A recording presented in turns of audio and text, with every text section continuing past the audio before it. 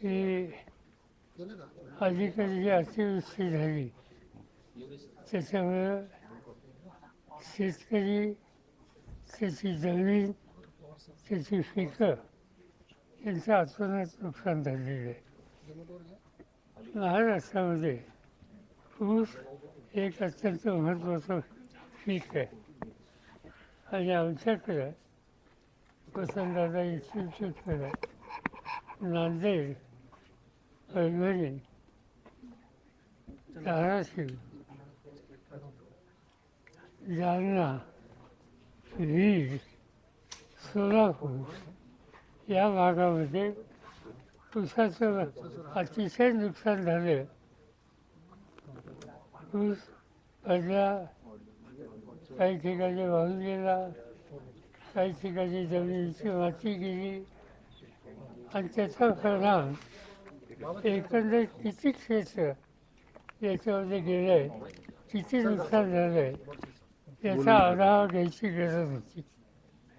ती आम्ही साधारणतः चर्चा केली आणि एकंदर त्याचं स्वरूप पाहिल्यानंतर उद्याच्या 12 तारखेला गव्हर्निंग काउन्सिल आणि सगळ्या साखर कारखान्यांचे अध्यक्ष यांची बैठक इथं बोलवलेली आहे आणि त्याच्यामध्ये हे जे काही नुकसान झालेलं आहे त्यासंबंधीचं राज्य आणि केंद्र सरकारशी कसा सुसंवाद साधावा याबद्दलचा निर्णय होईल. आता महाराष्ट्र सरकारने याच्यात अधिक मदत केली पाहिजे अशी अपेक्षा आहे. आम्हाला सुद्धा आश्चर्य असं वाटतं की राज्य सरकारने नुकसान ज्यांचं झालं त्यांना मदत करायच्या ऐवजी सगळ्या ऊस उत्पादनाकरून एक मोठी रक्कम मुख्यमंत्री निधीच्यासाठी घेण्याचा निर्णय त्यांनी घेतलेला. ज्या वेळेला ऊस उत्पादकाला मदत द्यायला हवी त्यावेळी त्याच्याकडनं सक्तीनं वसुली करणं हे अत्यंत चुकीचं आहे. ते आणि मुख्यमंत्र्यांच्या कानावर घालून आणि या निर्णयाचा त्यांनी फेरविचार करावा अशी आग्रहाची विनंती त्यांना करू. आणि उद्याच्या 12 तारखेच्या मिटिंगमध्ये काय काय करता येईल, कसं मदत करता येईल यासंबंधीचं धोरण हे ठरवलं जाईल. सर केंद्रातनं मदत मिळणार कारखान्याचा जो निर्णय घेतलेला आहे 15 रुपये देण्यासंदर्भातला त्याला काही शेतकरी नेत्यांचा देखील विरोध होताना दिसतो. त्यांचं म्हणणं की शेतकऱ्यांकडूनच हे पैसे घेतले जाणार आहेत आणि ते मुख्यमंत्री निधीला पुन्हा त्यांनाच ते पैसे दिले जातात. आमचं साधारण एकच आहे, आज शेतकऱ्यांना मदत केली त्यांच्याकडनं घेता कामा नाही आणि त्यावेळेस कोणाचा विरोध असेल तर तो योग्य आहे.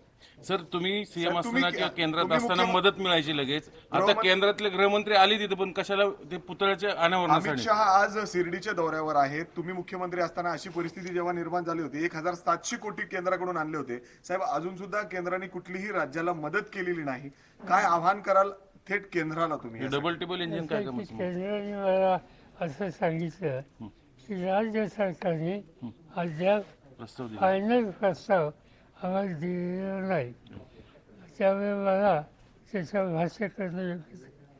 माझा आग्रह राहील की राज्य सरकारने अगदी आज उद्या 2 दिवसात तो प्रस्ताव द्यावा.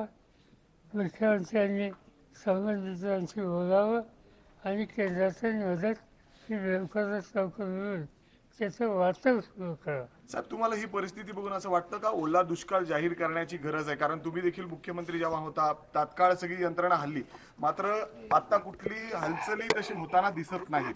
प्रश्न असा आहे की राज्य सरकारने तातडीने निर्णय घेऊन जबाबदाऱ्या टाकल्या पाहिजेत.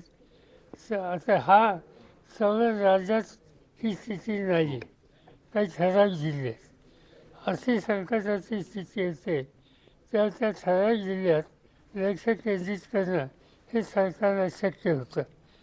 आज त्या ठराविक जिल्ह्यात अधिकारी कर्मचारी यांची संख्या कमी असेल तर इतर जिल्ह्याचे एका ठराविक काळासाठी डेप्युटेशनवर अधिकारी कर्मचारी त्या 5-6 जिल्ह्यात निघून करावेत आणि सर्व रेकॉर्ड करून मदत सुरू करावी आणि अडचणीच्या शेतकऱ्याला बाहेर काढावं. दादांनी भेट घेतली होती काही दिवसांपूर्वी आपली अजित दादांनी, काय नेमका विषय होता? जे मालेगाव कारखाना त्याचे काही इश्यूज होते. तिथे एक शिक्षण संस्था आहे, त्याचा अध्यक्ष मी आहे, ते उपाध्यक्ष आहे. तर अनेक इश्यूज असतात, तर त्यासाठी बैठक. आपले आमदार आहेत बापू पठारे, त्यांना रात्री मारहाण झालेली आहे, आपल्या पक्षाचे आहेत. वडगाव शेरीचे मला माहिती नाही. सर खरं तर केंद्रातल्या मंत्र्यांनी इकडे पाहणी करणं अपेक्षित आहे पूरग्रस्त भागाची, पण ते न करता इकडे दौरे काढून उद्घाटन वगैरे सुरू आहेत, मदत तर बाजूलाच. चला ठीक आहे.